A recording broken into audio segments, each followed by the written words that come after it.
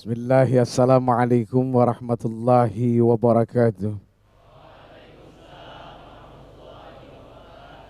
Subhanal malikil quddus, subhanal malikil quddus, subhanal malikil quddus. Subhanadzil mulki wal malakut. Subhanadzil izzati wal azamati wal haibati wal qudrati was sultan. والكمال والجمال والجلال والكبرياء والجبروت ولا يموت ولا يفوت أبدا سبوح قدوس ربنا ورب الملائكة والروح semuanya subhanallah walhamdulillah ولا إله إلا الله ولا إله إلا الله ولا إله إلا الله هو الله أكبر اللهم صل وسلم وبارك وكرم على هذا النبي الكريم سيدنا وحبيبنا وشفيعنا وقرة أعيننا ومولانا محمد وعلى آله وأصحابه أجمعين أما بعد ربي ربي ربي قد آتيتني من الملك وعلمتني من تأويل الأحاديث فاطر السماوات والأرض أنت ولي في الدنيا والآخرة توفني مسلما وألحقني بالصالحين الله الكافي ربنا الكافي قصدنا الكافي وجدنا الكافي لكل كافي كفانا الكافي ونعم الكافي الحمد لله حسبنا الله ونعم الوكيل نعم المولى ونعم النصير وكفى الله المؤمنين القتال sama-sama Allahumma antas salam wa minkas salam wa ilaika ya'udus salam fahayyina rabbana bis salam wa adkhilnal jannata daras salam tabarakta rabbana wa ta'alaita ya dzal jalali wal ikram amin amin amin ya rabbal cakep. Itu cakep. Ini mah bosan gua ngeliat cowok melulu. Sehat. Kalau sama cewek negur begitu. Sehat. Beda sama laki-laki. Hai luar biasa. Keberadaan Uje saat ini di antara manusia-manusia cerdas dalam kebersamaan. Setiap hari selalu sama-sama ya. Soalnya kalau tiba-tiba ada yang sendiri bengong stres ya. Masuk pesantren cuma bengong doang. Baik pemirsa di seluruh tanah air, bicara soal kebersamaan. Ini sudah dicontohkan dalam bentuk apa? La Islam illa bil jama. Illa bil jama. Jadi tidak ada Islam kecuali dengan berjamaah. Itulah ciri khas yang paling sangat luar biasa dari orang-orang Islam. Senantiasa ngumpul, pengennya bareng-bareng, pengennya rame-rame. Lihat saja bentuk jamaah, kalau kita bilang bentuk pahalanya luar biasa. Makan bareng-bareng pahalanya besar. Apalagi Rasul mengajarkan kalau kita pergi ya safara, bermusafir, pilih salah satu di antara kalian untuk menjadi imam, untuk menjadi pemimpin. Lalu kemudian kita taat kepadanya, ya. Nah ini ciri Islam yang sangat luar biasa. Ada apa dengan jamaah? Ada apa? Oi, oi, ada apa? Oi, mikir dong lo. Ya ada jamaah. Kenapa? Terkesima ngelihatnya. Bukan terkesima. Ini orang dari mana tiba-tiba datang begitu? Aduh ya Allah. Jadi seperti itu ya. Islam itu sangat menganjurkan berjamaah karena di dalam jamaah itu akan ada kebaikan. Bicara pahalanya saja luar biasa. Lihat as-salatul jamaah khair min salatil bisab'in wa ishrina Oh ini mah hadis paling gampang dihafal nih mana anak santri. Ini hadis wajib yang dihafal ya. Jadi salat berjamaah itu pahalanya jauh lebih baik. Berapa nilainya? Bisa ma'in wa ishrin ya 27. Ini subhanallah. Jadi apapun itu kalau sudah bicara berjamaah maka subhanallah luar biasa. Terkadang diri ini merasa memiliki sesuatu tapi sebenarnya tidak punya. Terkadang diri ini mengetahui jalan sebetulnya buta. Gitu kan? Nah ini yang menyedihkan karena ini bisa akan merusak kebersamaan kehidupan beragama. Satu di antara yang lain yang sekarang kita sedang mati-matian.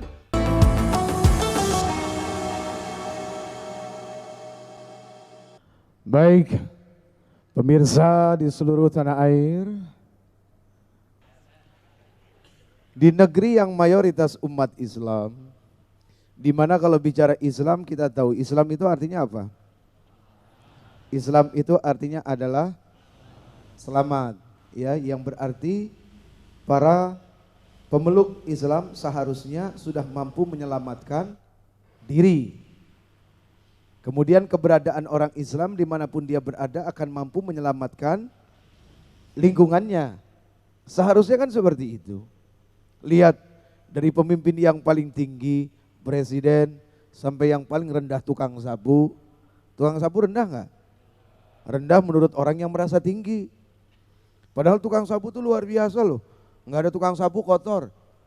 Pernah sekali waktu Rasul marah kepada seorang sahabat. Kenapa?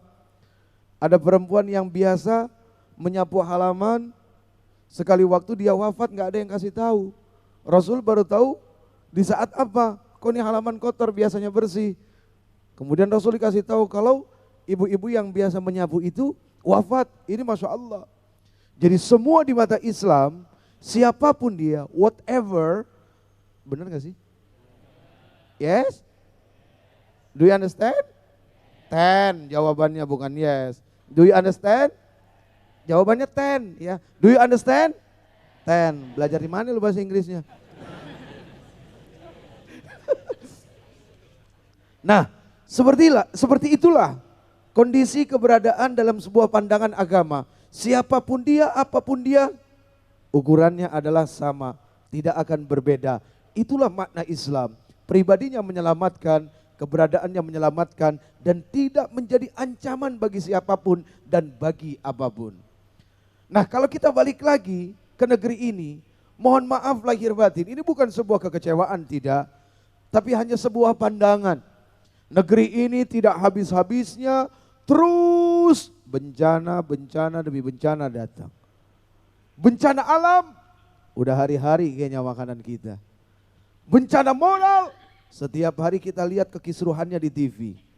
Belum lagi bencana-bencana jabatan, orang tidak amanah, orang tidak mampu memegang dengan baik. Makanya Masya Allah, harapan orang-orang seperti kami ini adalah apa? Kalian. Kenapa kok kalian? Ingat apa kata Rasul, syubbanul yaum rijalul ghad. Pemuda hari ini mereka yang akan menjadi pemimpin di masa yang akan datang. Bukan tidak mungkin dari tempat ini ke depan akan lahir generasi-generasi terbaik yang akan memimpin bangsa ini penuh dengan kebersamaan. Sifat dan ciri kebersamaan itu adalah apa? Loyalitas. Apa sih arti loyalitas? Setiaan. Tuh. Kalau ada orang ngaku hidupnya berjamaah tapi tidak ada loyalitas dan tidak memiliki sifat ini, berarti dia tidak berjamaah. Dan ingat, yang paling pantang untuk dilakukan dalam sebuah kondisi jamaah adalah apa? Sifat. Apa kebalikan dari loyalitas? Egois. Orang yang ego itu tidak akan bisa sama-sama, gitu kan? Contohnya apa? Bicara sholat sajalah. Kata Rasul Sallallahu Alaihi Wasallam, beliau menyampaikan apa? Kalau kamu jadi imam berlunak-lunaklah. Artinya memahami kondisi makmum di belakang. Jangan engkau panjangkan suratmu, pendekkan suratmu. Karena apa? Boleh jadi di belakangmu itu ada kakek-kakek, nenek-nenek, orang yang mules, sakit perut, udah kagak tahan gitu kan. Tapi udah nanggung, soalnya ngebrak, kan bingung. Itu. Nah ini Masya Allah, itulah Islam. Kalau kita memahami Islam, betul-betul teliti kepada Islam, Allahu Akbar, Islam itu sangat luar biasa. Bohong orang yang punya akal tidak tertarik kepada Islam. Bohong. Terkadang diri ini merasa memiliki sesuatu tapi sebenarnya tidak punya. Terkadang diri ini mengetahui jalan sebetulnya buta. Gitu kan? Nah ini yang menyedihkan karena ini bisa akan merusak kebersamaan kehidupan beragama. Satu di antara yang lain yang sekarang kita sedang mati-matian berusaha untuk bisa bertetangga satu sama lain dengan yang baik. Ya, karena Islam tidak antipati dengan siapapun. Betul. Ya, Islam bisa bertetangga dengan siapapun. Kalau ada orang Islam tidak bisa bertetangga dengan siapapun, orang Islam itu harus menengok ke dalam dirinya. Apa yang membuat dia tidak bisa bertetangga dengan siapapun? Mau tetangganya kulitnya hitam, mau tetangganya matanya sipit, mau tetangganya matanya kagak melek-melek. Ya, siapapun Islam tidak pernah antipati dalam perkara-perkara seperti itu. Baik, pemirsa di seluruh tanah air. Sekarang kita balik ke perkara zakat, infak, dan sodako. Kira-kira ada perbedaan gak sih zakat, infak, dan sodako dari sisi makna? Secara makna, zakat, infak, sodako beda apa enggak?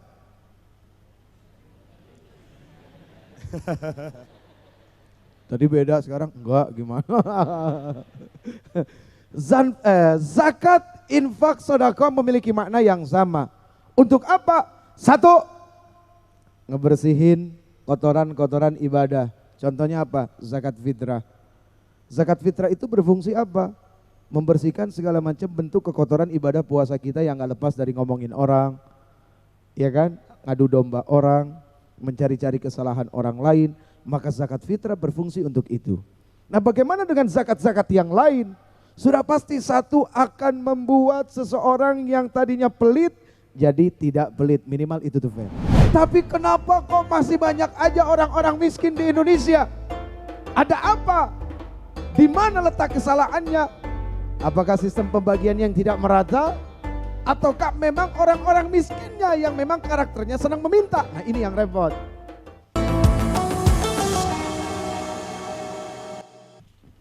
Baik, kita teruskan. Bicara manfaat zakat, infak, dan sodako sudah jelas. Yang pertama untuk menghilangkan sifat kikir, untuk menghindarkan diri dibilang pelit. Apa kata Rasul Sallallahu Alaihi Wasallam? Bentengi hartamu dengan zakat dan sembuhkan penyakit-penyakit orang yang ada di sekelilingmu dan dirimu dengan sedekah, dan perkuat keyakinanmu, kemauanmu dengan doa. Ini luar biasa. Ya. Jadi zakat itu fungsi yang pertama sudah jelas supaya kita ini enggak dibilang pelit. Lalu manfaat yang lain adalah apa? Untuk membasmi secara langsung orang-orang yang kehidupannya hanya mengemis, meminta, mengemis yang dicela oleh agama. Ada bahasa hadis yang bunyinya kalau tidak salah, yadul ulia khair min yadis, tangan di atas jauh lebih baik daripada tangan di bawah. Nah inilah manfaat adanya dompet duafa, kemudian adanya apa lagi ya Pak ya? Banyak ya, ada basis, ada basnas, kemudian ada rumah zakat gitu kan. Tapi ini yang kagak enak nih kalau udah ngomong tapi ini. Seringkali maaf, banyak orang bertanya sebetulnya, begitu banyak organisasi-organisasi, bentukan-bentukan yang mengumpulkan zakat, tapi kenapa kok masih banyak aja orang-orang miskin di Indonesia? Katanya begitu Pak. Ini beliau yang bisa jawab ini, kalau saya nggak bisa jawab ya. Ada apa? Di mana letak kesalahannya? Apakah sistem pembagian yang tidak merata? Ataukah memang orang-orang miskinnya yang memang karakternya senang meminta? Nah ini yang repot. Berapa banyak coba? Bahkan fatwa haram sudah dikeluarkan. Ini nggak main-main Fer.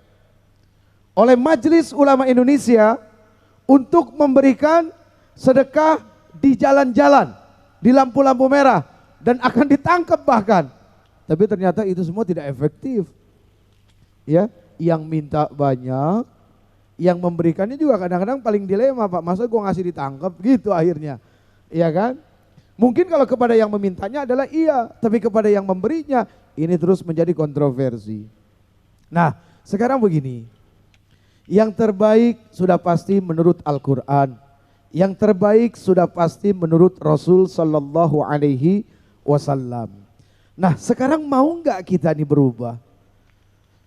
Ada satu kondisi di mana bangsa ini senang menjadi orang-orang miskin. Nggak usah jauh-jauh deh, lihat berita-berita deh kemarin-kemarin. Ada pembagian minyak tanah apa-apa segala macam, jatahnya udah didapat, kuponnya udah dikasih, masing-masing nggak akan lebih, masing-masing nggak akan kurang. Tapi tidak ada kesabaran di dalam urusan mengantri. Padahal bicara ngantri adalah bicara berjamaah. Itulah pentingnya mendidik kita, membentuk diri kita dalam kondisi mengantri yang baik seperti apa. Nggak usah jauh-jauh, layaknya orang pengen ngantri wudhu.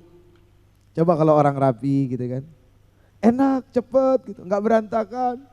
Nah, inilah satu kondisi yang paling susah untuk dirubah di negeri ini. Negerinya kaya, nggak kurang dari apapun. Kalau orang Arab bilang Indonesia itu negeri sepotong surga. Tuh orang-orang Arab, ya. Mereka mengatakan bahwa kita ini adalah negeri sepotong surga. Harusnya memang kita ini banyak-banyak ngaca ke Palestina.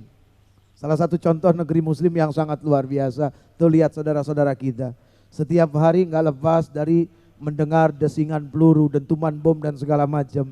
Hidupnya susah, morat-marit, apalagi bicara ekonomi. Namanya dalam satu kondisi negara perang, rata-rata keekonomian pasti tidak akan pernah baik. Nah, jadi ini yang masih disyukuri dari bangsa kita. Zakat, infak, sodako adalah merupakan sebuah solusi untuk mengentaskan kemiskinan. Apalagi Rasul menekankan, surat At-Taubah juga mengatakan, ya, ayat 60. Bagaimana bunyinya? Bismillahirrahmanirrahim.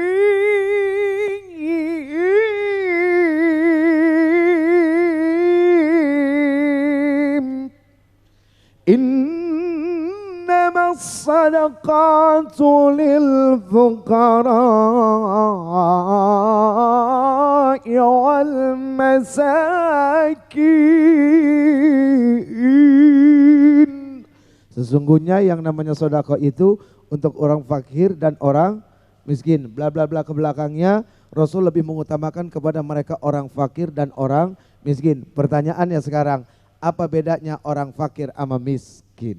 Orang fakir benar-benar melarat hidupnya, gitu kan? Kadang rumah nggak punya, rumahnya adalah langit, rumahnya adalah kolong jembatan.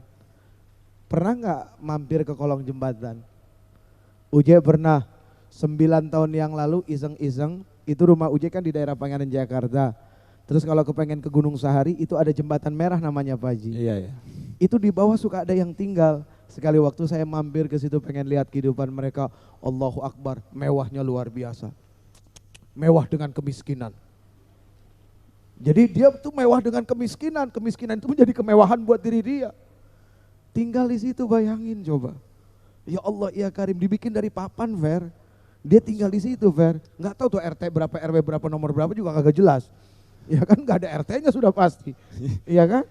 Tapi ya Allah, ya Karim, mau nggak mau dia harus memaksakan hidupnya senang seperti itu dan apa adanya. Makanya kalau kalian tidak bersyukur di sini dengan serius menuntut ilmu, jangan salahin besok tinggal di kolong jembatan. Ya. Mau kolong jembatan Shiratal Mustaqim? Iya. Serem ya. Iya. Semuanya subhanallah walhamdulillah wa la ilaha illallah wa la ilaha illallah wa la ilaha illallah huwallahu akbar.